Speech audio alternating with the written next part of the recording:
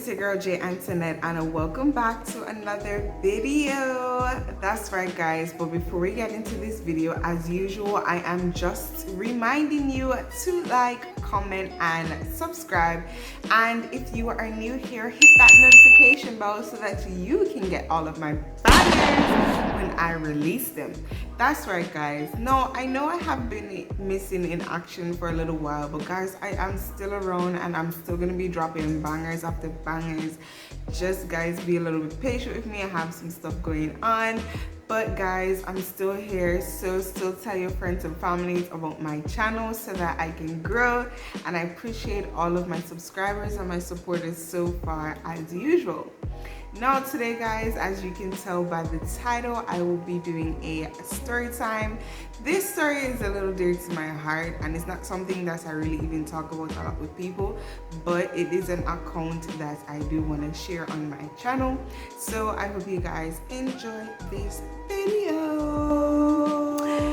Alright guys, so as you can tell by the title, this is about the time that I was temporarily paralyzed. Now, I was still in the 6th grade and I was living in Bermuda at the time. I hadn't moved to Jamaica just yet. And my school wasn't that far from where I lived. So I used to walk down the hill with my mom in the mornings, and she would go ahead and take the bus and I would just walk the way to school.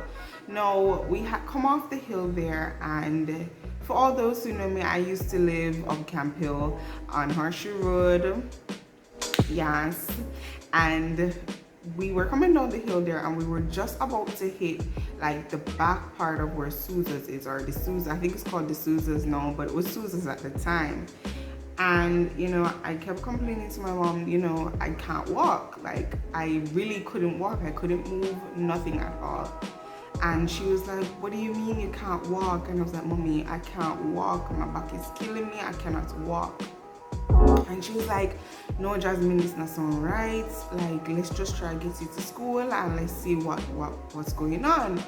So I kid you not, people, my mother had to carry me literally on her, like I was basically on her back per se, right? So she had to carry me to school. When I got to school, you know, everybody's seeing you, there's gonna be one back like excitement. What's wrong with you, Jasmine? What's going on? What's wrong with you? But anyways, we went to the office and they were so gracious to call my dad for us, and he came for me and we went to my doctor. No, based off of what my doctor was seeing, she was concerned herself because I had been complaining for a while about my back and saying that my back was hurting me and that I kept on feeling like spasms in my back and so forth. Now, whoever remembers, like when they were in 6th grade, we used to have a lot of school books back then. So I literally had like a wheelie bag. I even had a suitcase at one point. I ain't no shame in my game, okay? I had a suitcase at one point, but I had a wheelie bag, and that's what I used to have to carry my books in, because there was like so much books, and I kept complaining to my mom, you know, I am not, like, my back is hurting me and stuff like that. So anyways, we went to the doctor and she was like, we need to run some tests, etc., to see what's really going on. So basically, for the next couple of months, I was like in and out of the hospital. I was going to physio, a bunch of stuff. And I went to the hospital and they had done an x-ray.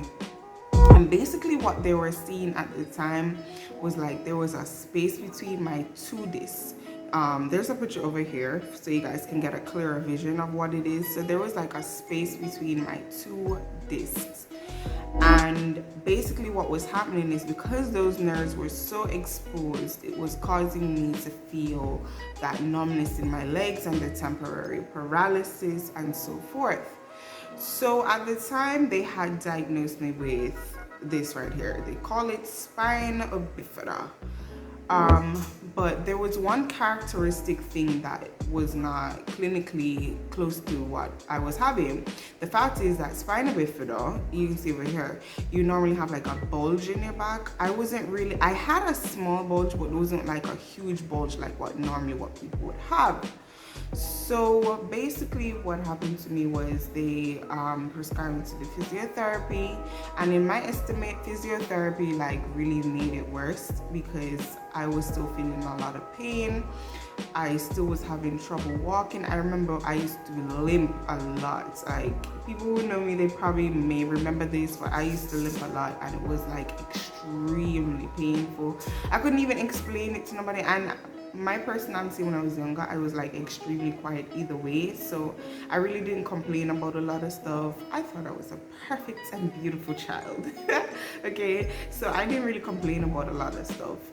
So I wouldn't even, like, if I was in pain a lot, like I wouldn't even tell my mom or whatever, but I would deal with it. So for a little while it had subsided, and then I wasn't feeling it as much, and then we moved to Jamaica. And when we moved to Jamaica, I wasn't really feeling it as much. Like sometimes I would have some spasms, and then I'd feel the numbness in my feet and so forth. But then I was in like my second year of college, and I was sitting in one of my classes on a stool, and I just completely, like, I could not feel my legs. Like, it was the scariest moment of my life. I could not feel my legs, and I was like, yo, what is going on? So I said something to one of my friends, and they were like, you sure? Like, what's really going on? And they were like, all right, hold on to my shoulder, and we'll call your dad, and then he'll come for you. So I held onto the person's shoulder, and I kid you not, people, I could not feel my legs. I was limping like crazy. And my dad was like, no, something is definitely wrong. We gotta tell your mom to make an appointment so that she can definitely go to the doctor and all of that. So she made an appointment, and I went to the doctor. When I went to the doctor, he was like, you're having temporary paralysis, etc. I'm gonna have to give you some meds for that. So he gave me an epidural. Now, those of you who think an epidural is only for persons who are going through labor, it is not. For persons who do have really bad back pain, or have temporary nerve issues, you can get an epidural as well. So because of the level of pain I was feeling, he gave me an epidural. Now, I kid you not, people, that needle was like this long, and I'm afraid of needles. Like, I don't have a huge phobia, but I'm afraid of needles. And I was like, no way. So he put this brown solution inside of the needle, and he put it straight into my back. I was there alone. At the time, my mom wasn't there with me, and my dad had dropped me off. So I was there alone, and after that needle went in, like, I could feel the gushing going through my spine, and then I felt like a tingling sensation, and then it just stopped. And then he was like, sit here for a little bit, and then I'll tell you when you can go. So I sat there for a little bit. I could feel, I don't know, it's just like everything just felt like needles, like in pins and needles. If you've ever felt that feeling in your legs or your feet before, that's what everything felt like. I kid you not. So I needed to get back to class. And I'm one of those determined people, like, it doesn't really matter to me what's going on with me. If I got something to do, I got something to do. I had a group presentation that day, people. So I was like, you know what, I can't miss this. This is one of my few classes that I need to get through the rest of the semester. I need to go and do this presentation. So anyways, he was like, you sure you don't want to call somebody to come for you or whatever? So anyways, my dad was busy, and my mom doesn't drive. So he was like, if you can get somebody to drop you, then I'll pick you up from school later. So I saw a taxi that I knew, and I was like, look, I'm going to class. Is it possible for you to carry me? So he took me to school. He took me right up to the entrance, and then to the class. When I was coming out of the taxi now, like, I felt like so much pressure. Like, it wasn't pain, it was just like extreme pressure. and I limped my way into class. And when the teacher saw me, she was like, no, what is going on with you? And I explained to her that I was having temporary paralysis and it's caused by my back issue. And at that time, she literally looked at me and she was like, no, I'm going to pray for you. And in the midst of that, she prayed for me and I told her thank you. And I sat there. She allowed me to sit down and do my presentation, and I sat and I did my presentation. That pressure went on for weeks. Like, I felt that pressure for weeks, and then one morning I woke up and it like just subsided.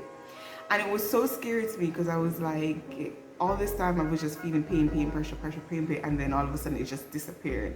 And I was like, whoa. Mind you, I was still on a lot of medications. I was on Lyrica, I was on Dolonerobian, I was on so much medication. It's not even funny. But I had to stop because Lyrica especially, it makes you hallucinate.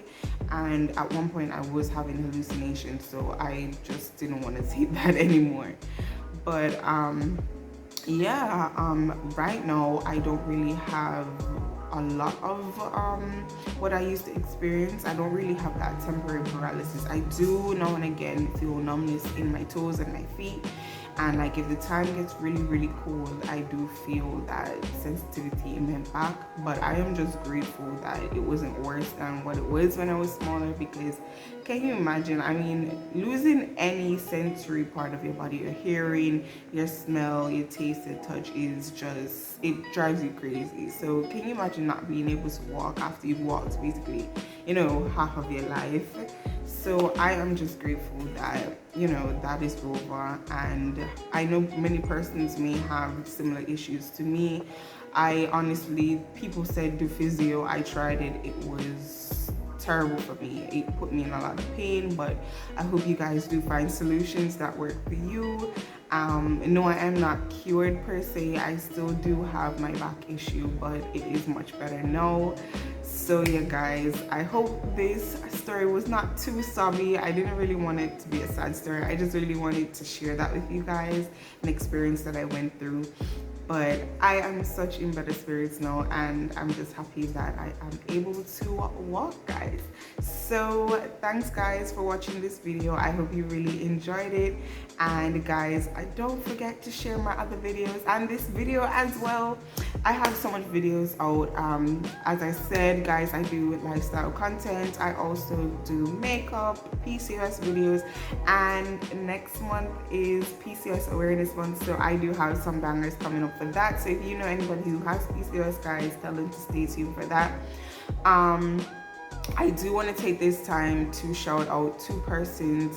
The first person I'm gonna shout out is Renardo Douglas, and he is a YouTuber. So guys, if you want to go ahead and visit his channel, I will leave his link in the description below. And I also do want to shout out Jan Car Gang. They just hit 1K recently, guys, and they have, trust me, they have really nice content. It makes me laugh. They got some good pranks and stuff like that, so go ahead and check out their channel as well, guys. But guys, that's the end of another video. Thanks for watching. I appreciate you all so much, and I love my supporters and my subscribers so much. So yes, guys, thanks for watching this video. Catch me in the next one. Bye.